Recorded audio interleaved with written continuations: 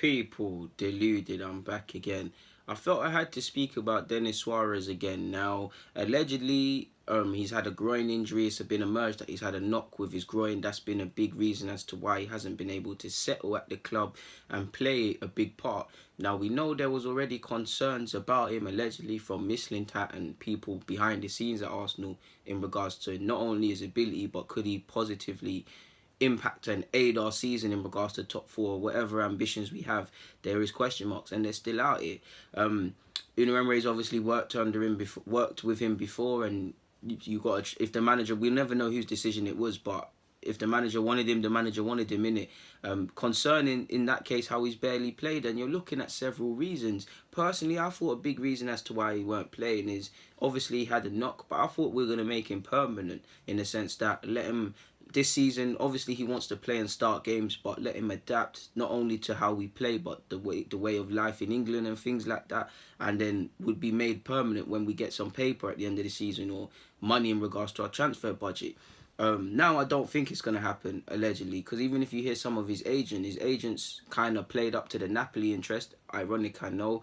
And it just feels like someone that's counting down the days until he returns back to Barcelona. In fact, if you look at some of the journalist talk, that's what's being said.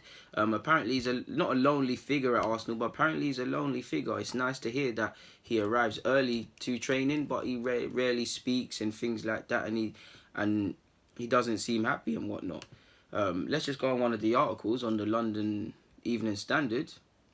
I don't believe anything about not settled and physicality and stuff, because he came out and shut them thingies up. But it just hasn't been plain sailing for someone 25 years of age leaving a team like Barcelona, where it's no disrespect to yourself if you can't get minutes. They've got great footballers, to a team like Arsenal, and he's barely been able to contribute. He would have thought it could have went well. Former manager coming to save the day for him, showing him a bit of love, and it just hasn't happened for him. Like, I can only remember off the top of my head his cameo against United at home, cameo against Manchester City away, and obviously us playing in Dubai. I can't tell you any other appearances he's had, and if he has, he's barely played.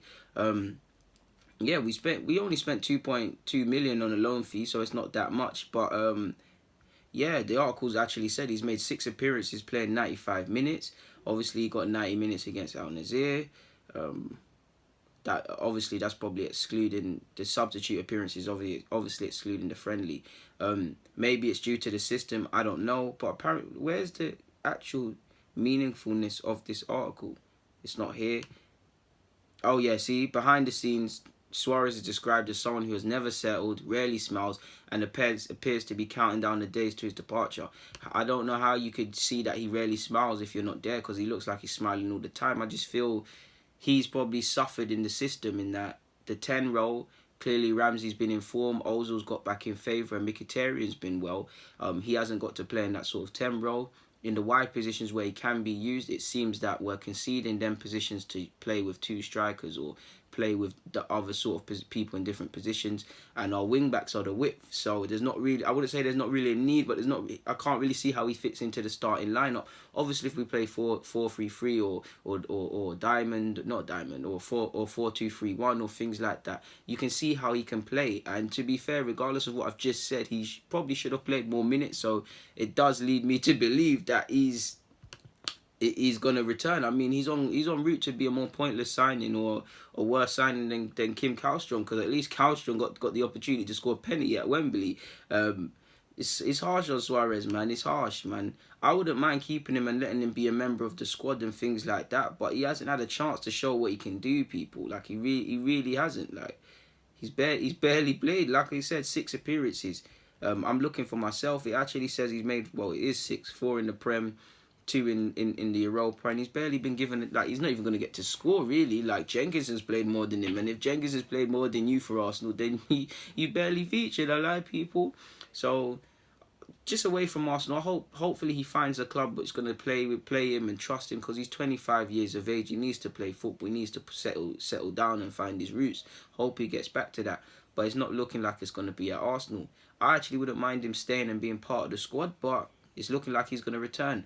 Apologies, because something is playing at the moment. But on that note, people, I'm going to keep it moving. People, DG, I'm out.